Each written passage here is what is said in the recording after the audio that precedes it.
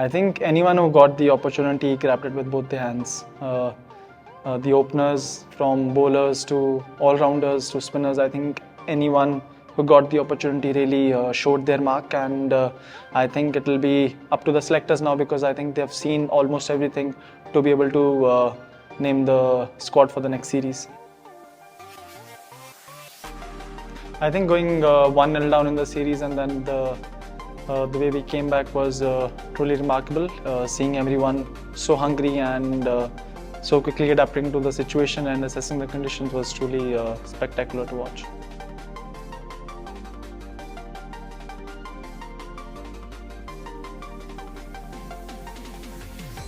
शुभम सबसे ज़्यादा रन आपने बनाए और यशस्वी ने भी अच्छा खेला, अभिषेक ने सेंचुरी लगाई 50। एज ए ओपन कॉम्पिटिशन कितना ज़्यादा कड़ा हो गया आपके लिए और बाकी अब कैप्टन भी है, तो किस तरीके से?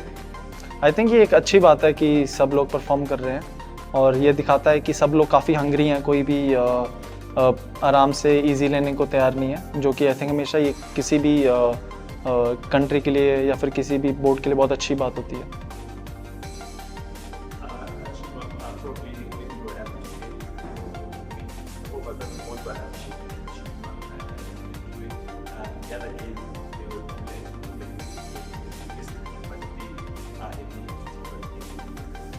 Yeah, definitely. That's one thing what we talked about before the match.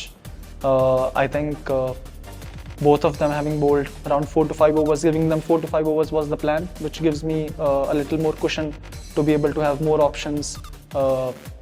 And in the first couple of matches, Abhishek knew that he wasn't bowling up to his mark, but I think the way he came back was just magnificent.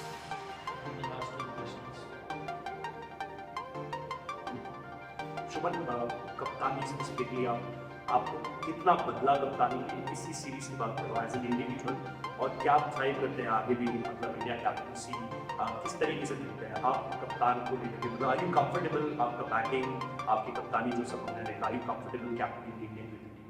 या definitely, I think कप्तानी में सबसे जो मुझे important चीज़ लगती है कि वो प्लेयर्स में आप कितना ज़्यादा कॉन्फिडेंस उनको दिखा सकते हो, और मेरा यही रहता है कि उनको ज़्यादा से ज़्यादा कॉन्फिडेंस दोगे और उनको इस चीज़ का विश्वास दिलाओ कि जो भी तुम्हारे प्लान्स है, अगर तुम उसके ऊपर एग्जीक्यूट करोगे तो तुम हमेशा ही अच्छा करोगे, और वही मेरी कोशिश रहती है.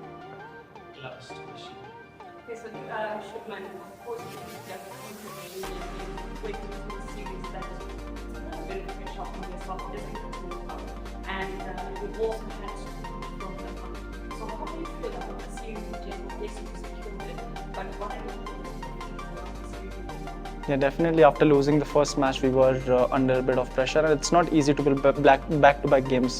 And the series was planned out such that we had two back-to-back games, then couple of days rest, and then match, and then again back-to-back games.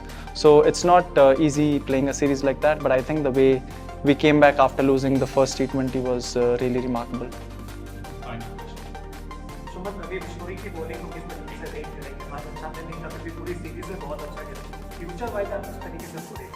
जी बिल्कुल, आई थिंक पूरी सीरीज़ में उन्होंने बहुत ही अच्छी बॉलिंग की है, और आई थिंक ये वो वर्ल्ड कप के स्क्वाड में भी बहुत कम मार्जिन से चूके होंगे, बट अगर वो ऐसी बॉलिंग करते रहेंगे तो होपफुली पक्का उनको आगे कंसिडर किया जाएगा.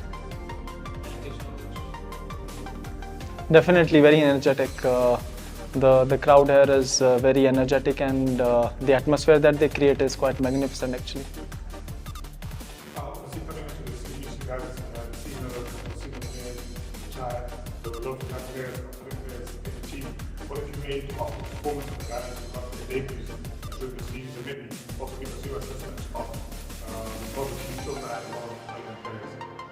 जी डेफिनेटली, अगर आपके पास ऑप्शंस रहते हैं बॉलिंग के तो कैप्टन का काम इजी हो जाता है फील, और फिर हम कंडीशन देख सकते हैं. अगर स्पिनर फ्रेंडली थोड़ी विकेट है तो वहाँ पे अगर कोई भी बैट्समैन 2-3 ओवर निकाल सकता है तो फिर हमेशा ही कैप्टन के पास कुशन रहता है एक, तो उसी चीज़ की बात हुई थी, और यहाँ पे सबको हम चांस देना चाहते थे एज ए टीम. जो भी हमारे पार्ट टाइम बॉलर्स हैं उनको, या फिर जो 6th या 7th बॉलिंग ऑप्शन है उनको थोड़ा चांस देके, ताकि आगे हमारे पास थोड़ी उनको एक्सपीरियंस मिले और आगे थोड़ा क्लियर हो जाए वो कहाँ पे काम करने वाला है उनके ऊपर. Highest scorer of the series? जी आई थिंक जिस हिसाब से विकेट की कंडीशंस थी यहाँ पे थोड़ी चैलेंजिंग कंडीशंस थी, स्पेशली पहले जो 6-7 ओवर थे और पावर प्ले में हमेशा बॉल कुछ ना कुछ करती थी, तो उस लिहाज से आई थिंक कोशिश मेरी यही रहती थी कि एज अ ओपनिंग बैट्समैन पहले जो 4-5 ओवर उसमें जितना कम विकेट जाए उसके बाद कैपिटलाइज करने की कोशिश रहती। And then, for the first week, but in the